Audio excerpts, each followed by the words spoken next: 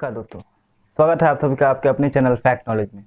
दोस्तों, मैंने आप सबसे बोला था, आप सबने काफ़ी रिक्वेस्ट किया था कि जो है प्रीवियस ईयर के सर क्वेश्चंस करा दीजिए, सीटेट के जो है प्रीवियस ईयर के क्वेश्चंस जितने हैं वो करा दीजिए 2011 से अभी तक का करंट का। तो मैंने भी कहा था कि हाँ बिल्कुल करा दिया जाएगा।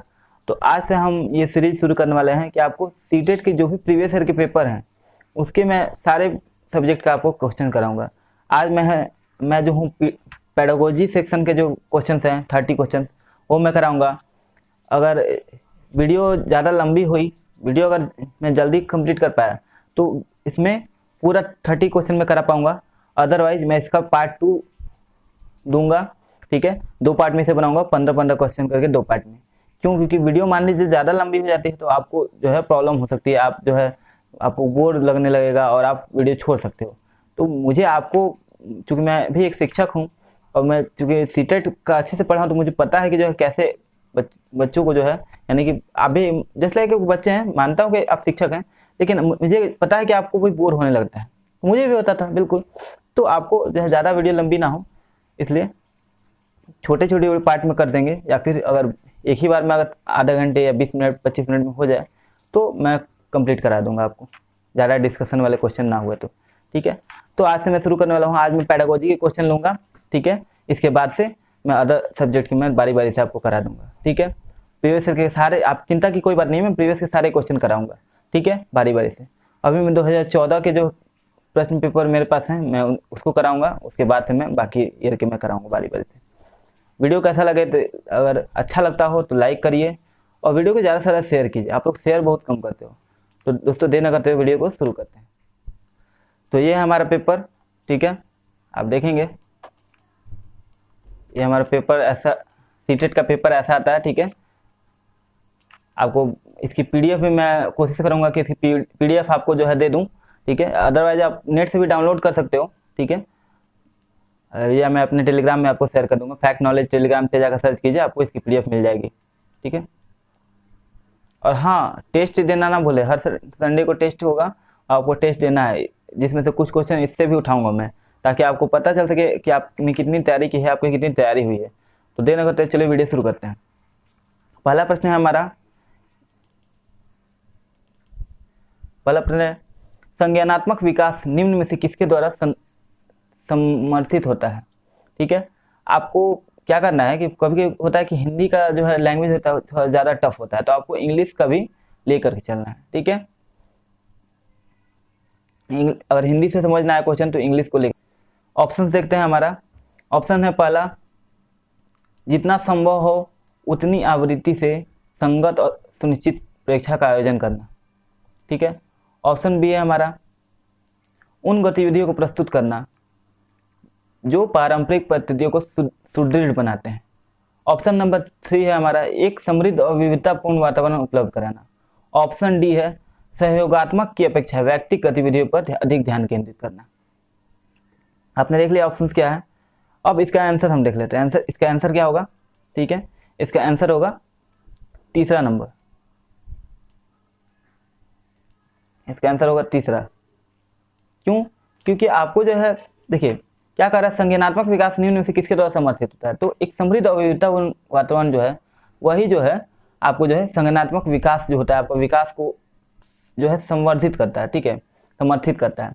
अगर मान लीजिए विविधता, समृद्ध वातावरण तो हो लेकिन विविधतापूर्ण ना हो तो वो आपका संज्ञानात्मक विकास नहीं होगा। आपको जो है नॉलेज जो है आपका कैसे गेन होता है, आप अलग अलग डिफरेंट ना हो तो आपको अलग अलग चीज़ों का ज्ञान कैसे होगा, ठीक है। संज्ञानात्मक स्तर पे आपको विकास नहीं होगा। आपको एक ही चीज़ आप करते रहोगे तो एक ही चीज़ का विकास होगा ना, एक ही चीज़ का आपको नॉलेज होगा।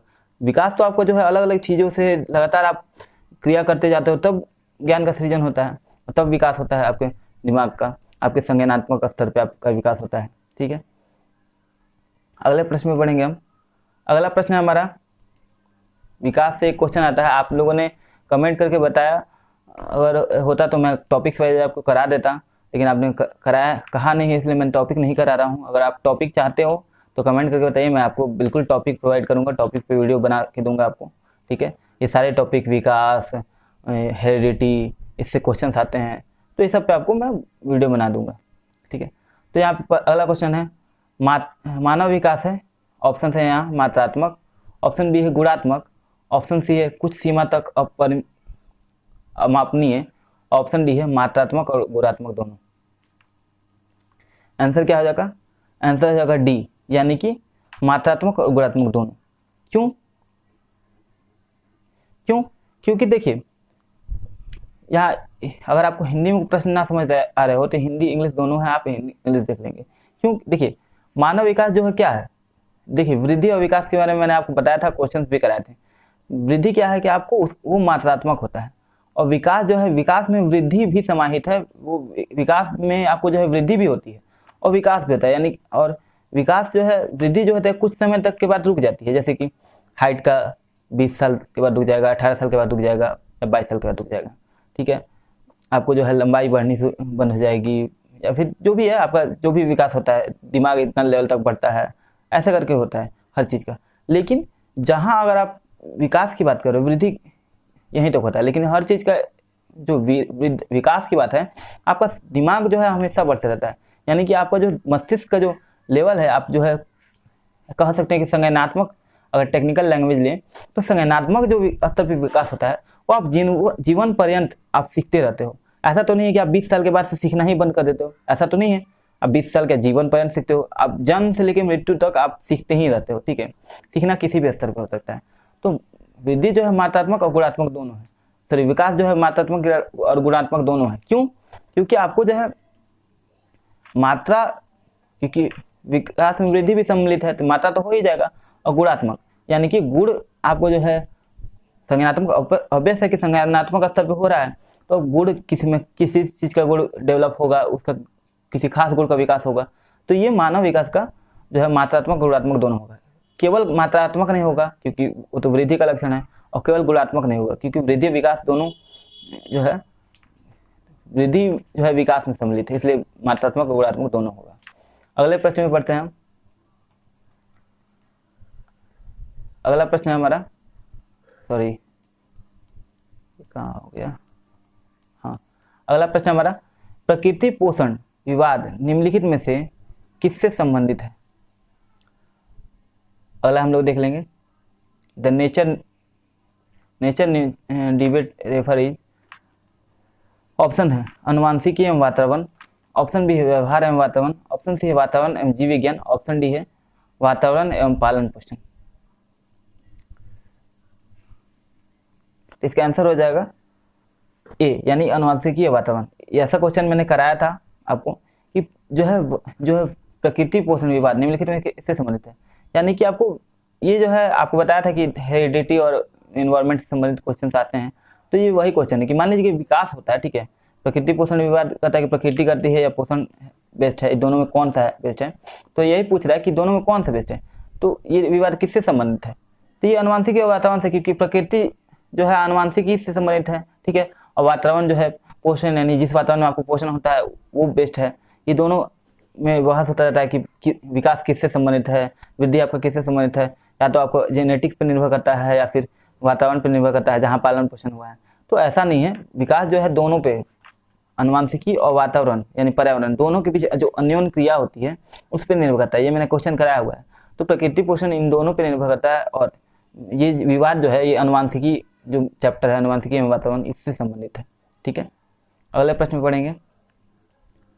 मुझे लग रहा है कि मैं आपको 15 क्वेश्चन में करा पाऊंगा। 15 क्वेश्चन के बाद से इसका पार्ट टू में आपको बाकी क्वेश्चन करा दूंगा, क्योंकि आपको जो है ज़्यादा वीडियो लंबी ना हो और मनोरंजक भी बन सके, आपको अच्छे से समझ में आनी चाहिए। समझना इंपॉर्टेंट है। वीडियो को मैं 30 के 30 क्या 150 क्वेश्चन में पूरा पेपर एक ही बार में सॉल्व करा दूंगा, लेकिन अगर मैं करा दूंगा आप देखो ही ना, ठीक है, और देखो भी तो आपको समझना है, तो उससे क्या फ़ायदा? मुझे पता है कि पेडागोजी के क्वेश्चन टफ लगते हैं, वो समझना मुश्किल होता है। समझना इंपॉर्टेंट है रैदर देन कि आप ज़्यादा क्वेश्चन कर लेते हो। 150 का क्वेश्चन करो लेकिन परफेक्ट करो, और आप 1000 क्वेश्चन कर लो और परफेक्ट नहीं, धड़ाधड़ किए जा रहे हो क्वेश्चन, लेकिन आप समझ नहीं रहे हो। उस क्वेश्चन को समझना इंपॉर्टेंट है। अगर 1000 क्वेश्चन करो या 2000 करो, अगर आप समझते नहीं हो तो बेकार है, आपका कोई फायदा नहीं है। लेकिन अगर आप 150 या 200 ही क्वेश्चन करो, लेकिन अगर उसको अच्छे से समझ लिए, उससे संबंधित सारे टॉपिक्स आपने समझ लिया, तो आपका आराम से निकल जाएगा। सीटेट वैसे भी कोई ज़्यादा टफ होता नहीं है, ठीक है, टफ हम लोग बनाते हैं। और टफ कौन बनाता है एक्चुअली में, आपके दिमाग में भरा कौन है? पहले ये क्वेश्चन सॉल्व कर लेते हैं, मैं इस पर आऊँगा आपको बाद में। अगला प्रश्न, निम्न में से कौन सा समाजीकरण की निष्क्रिय एजेंसी? समाजीकरण की निष्क्रिय एजेंसी यानी कि जो समाजीकरण तो है से संबंधित तो है लेकिन वो निष्क्रिय है, यानी कि वो सक्रिय एजेंसी होता है। जैसे कि अब यहाँ ऑप्शन देख लेते हैं। ऑप्शन है स्वास्थ्य क्लब, ऑप्शन बी परिवार, ऑप्शन सी है इको क्लब, ऑप्शन डी है सार्वजनिक पुस्तकालय। यहाँ आंसर हो जाएगा जो है सार्वजनिक पुस्तकालय, यानी कि ऑप्शन नंबर 4। क्यों सार्वजनिक पुस्तकालय हो जाएगा? देखिए ये सक्रिय एजेंसी नहीं है, यानी कि सक्रिय एजेंसी किसको कहते हैं? जिसमें लोग समाजीकरण तो होता है लेकिन एक्टिव हो गए, यानी कि जैसे कि आप पार्क में चले गए, ठीक है, कोई क्लब में चले गए, ठीक है, परिवार में सब एक दूसरे से संपर्क में लगातार रहते हैं तो ये एक्टिव हो गए। लेकिन आप सार्वजनिक पुस्तकालय में चले जाए तो वहाँ शांति रहेगी, एक दूसरे के संपर्क में तो आते हैं लेकिन डायरेक्टली नहीं आते हैं, तो आपको जो है डायरेक्टली नहीं आता है, तो इसलिए सार्वजनिक पुस्तकालय जो है निष्क्रिय समाजीकरण की निष्क्रिय एजेंसी है। अगले प्रश्न में पढ़ेंगे। अगला प्रश्न है, वाइगोत्स्की के सिद्धांत में विकास के निम्नलिखित में से कौन से पहलू की उपेक्षा होती है? वाइगोत्स्की का सिद्धांत, पियाजे और वाइगोत्स्की, ये मोस्ट इंपॉर्टेंट है। थॉर्नडाइक का जो थ्योरी है, ये सारे जो है कुछ मनोवैज्ञानिक हैं, इन लोगों का जो है थ्योरी बहुत ही इंपॉर्टेंट है, इससे क्वेश्चन बनते ही बनते हैं। वाइगोत्स्की से और पियाजे से मतलब क्वेश्चन तो फिक्स ही है, ठीक है। तो यहाँ है वाइगोत्स्की के सिद्धांत में विकास के निम्नलिखित में से कौन से पहलू की उपेक्षा होती है? यहाँ ऑप्शन देख लेंगे। ऑप्शन है हमारा सामाजिक, ऑप्शन नंबर 2 है सांस्कृतिक, ऑप्शन नंबर 3 है जैविक, ऑप्शन नंबर 4 है भाषाई।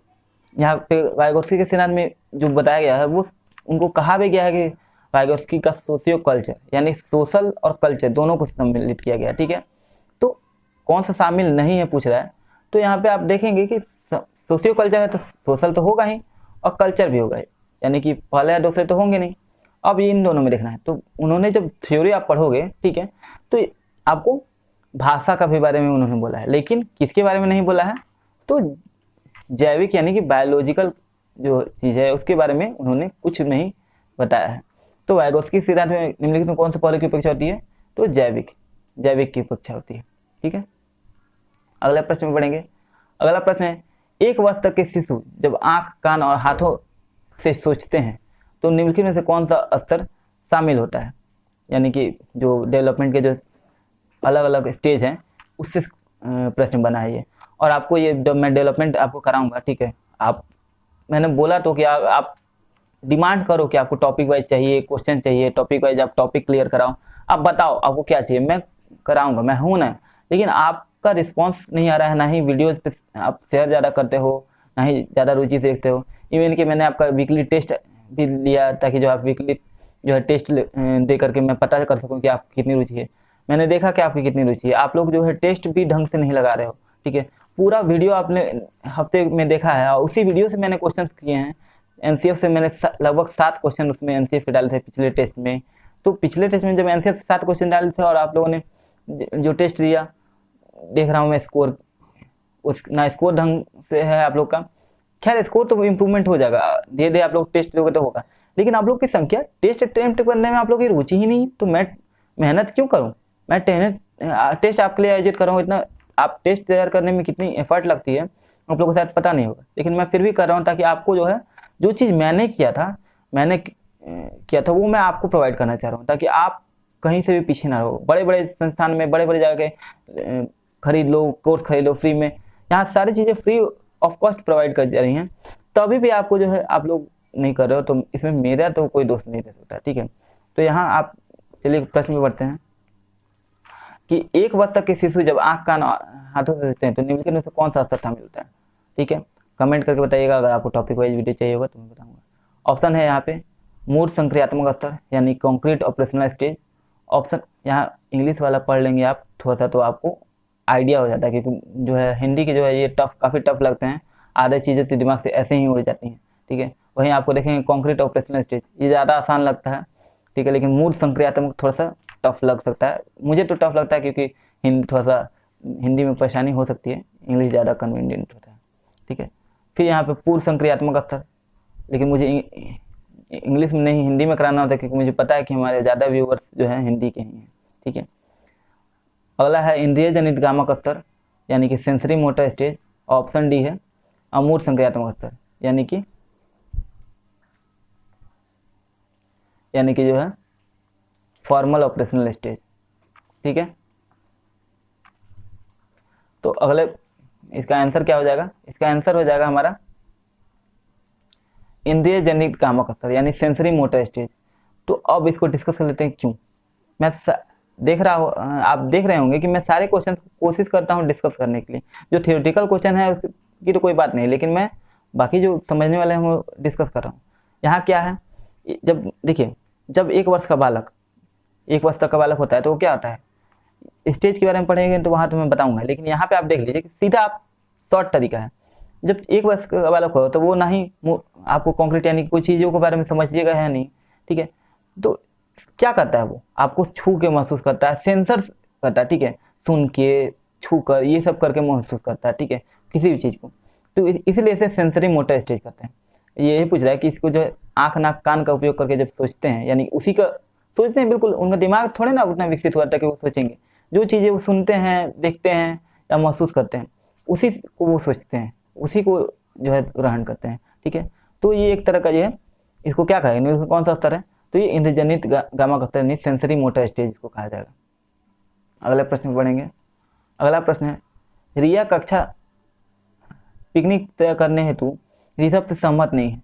वह सोचती है कि बहुमत के अनुकूल बनाने के लिए नियमों का संशोधन किया जा सकता है। यह सहपाठी विरोध पियाजे के अनुसार निम्नलिखित में से किससे संबंधित है? ऑप्शन देख लेंगे यहाँ, विस्मांग नैतिकता, ऑप्शन बी है संज्ञानात्मक अपरिपक्वता, ऑप्शन सी है प्रतिक्रिया, ऑप्शन डी है सहयोग की नैतिकता। ठीक है, तो इसका आंसर हो जाएगा ऑप्शन नंबर 4 यानी कि सहयोग की नैतिकता, सहयोग की नैतिकता। ठीक है, अगले प्रश्न में पढ़ेंगे। अगला प्रश्न है हमारा 8वां प्रश्न कि निम्न में से कौन सा स्टर्नबर्ग का बुद्धि का त्रिस्तरीय सिद्धांत है? ठीक है, ठीक है, तो यहाँ पे हो जाएगा ऑप्शन देख लेते हैं हम, व्यवहारिक बुद्धि, ऑप्शन बी है प्रायोगिक बुद्धि, ऑप्शन सी है संसाधनपूर्ण बुद्धि, ऑप्शन डी है गतीय बुद्धि। ठीक है, इसका आंसर हो जाएगा option number A, option number A यानी व्यवहारिक बुद्धि। ठीक है, अगले प्रश्न में पढ़ेंगे। अगला प्रश्न हमारा किसने सबसे पहले बुद्धि का परीक्षण का निर्माण किया? ठीक है, बुद्धि परीक्षण का निर्माण किसने किया? तो ऑप्शन देख लेते हैं। ऑप्शन है 1 डेविड वेसलर, ऑप्शन बी है अल्फ्रेड बिने, ऑप्शन सी है Charles Edinburgh Spearman, option D है रॉबर्ट स्टर्नबर्ग। आपने बुद्धि का जब सिद्धांत आप पढ़ोगे तो बुद्धि का सिद्धांत का पहला आप किससे संबंधित है, ये क्वेश्चन ही एकदम आसान है, क्योंकि जहां बुद्धि का सिद्धांत का नाम ही आता है तो अल्फ्रेड बिने ने दिया था। ये सीधे एक वन लाइनर क्वेश्चन की तरह है।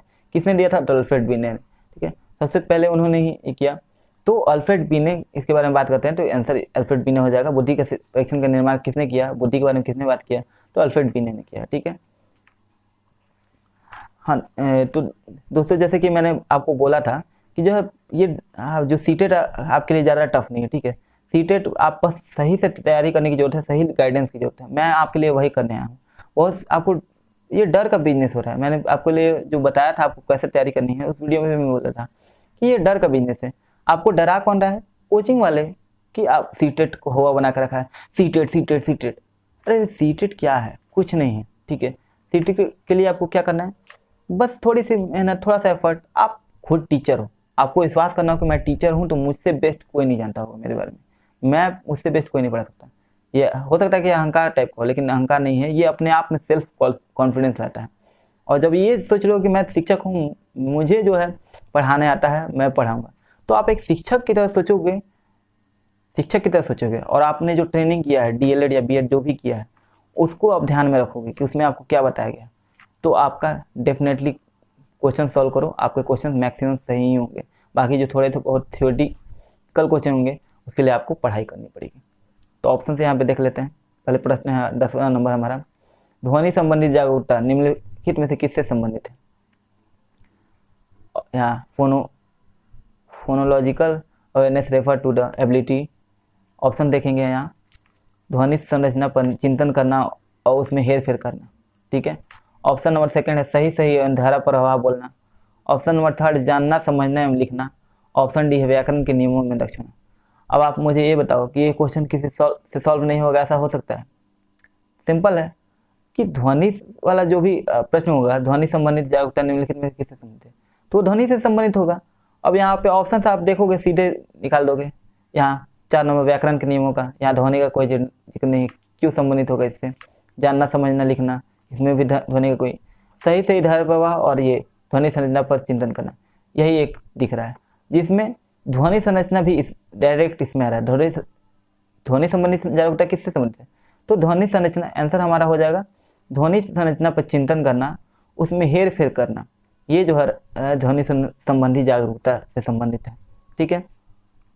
सही से धारा प्रवाह बोलना, ऐसा जरूरी तो नहीं है, ये ध्वनि संबंधित से कहाँ से संबंधित हो जा रहा है, ठीक है। तो अगले प्रश्न में पढ़ेंगे, ठीक है।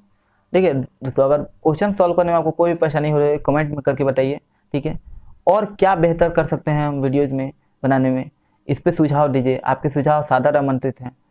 कोई भी परफेक्ट नहीं हो सकता है कि मैं पढ़ा रहा हूँ, आप मुझ में कुछ प्रॉब्लम हो, मैं आपको समझा ना पा रहा हूँ, तो आप मुझे बताओगे, आप सजेस्ट करोगे, मैं बिल्कुल डेफिनेटली ये करूँगा, ठीक है। मैं आपके लिए ही आया हूँ, ठीक है। रवि सर ने मुझे बोला जब, तो मैंने कहा कि ठीक है। और मैं बिल्कुल ये चीज़ मैं एग्री करता हूँ कि मैं एक प्रोफेशनल यूट्यूबर नहीं हूँ। सर ने मुझे कहा मैं पढ़ाता हूँ लेकिन मैं प्रोफेशनल यूट्यूबर नहीं हूँ। बिल्कुल मैंने निकाला, सारी चीज़ें की, लेकिन मैंने यूट्यूब पे तो पहले ही पढ़ाया नहीं है, तो इसलिए हो सकता है कुछ कमियाँ होंगी मुझ में, इसलिए आप सजेस्ट करोगे तो मैं अपने में सुधार करने की कोशिश करूँगा। अगला 11 नंबर प्रश्न है, कक्ष में जेंडर यानी लिंग विभेद जो है वो क्या प्रदर्शित करता है? ऑप्शन है शिक्षार्थियों के निष्पादन को प्रभावित नहीं करता है। ऑप्शन नंबर 2 है शिक्षार्थियों के हसन्मुख प्रयासों एवं निष्पादन का कारण बन सकता है, ठीक है। ऑप्शन नंबर 3 है या ऑप्शन नंबर सी है पुरुष शिक्षार्थियों के वृद्धि उन्मुख प्रयासों अथवा निष्पादन का कारण बन सकता है। ऑप्शन नंबर 4 यानी डी है महिला शिक्षकों की अपेक्षा पुरुष शिक्षकों द्वारा अधिक किया जाता है, ठीक है। जेंडर विभाग जो है किससे किया जाता है, तो आप देख लोगे स्टेटमेंट कौन सा है, इसका आंसर हो जाएगा आपको। देखिए महिला शिक्षकों की अपेक्षा पुरुष शिक्षकों द्वारा अधिक किया जाता है, ऐसा तो नहीं है, जेंडर विभाग ऐसा होता नहीं है, ठीक है। तो ये क्या होगा, इसका आंसर क्या हो जाएगा, क्या हो गया, हाईलाइट क्यों नहीं हो रहा है, तो इसका आंसर हो जाएगा कक्ष में, सॉरी, इसका आंसर हो जाएगा कि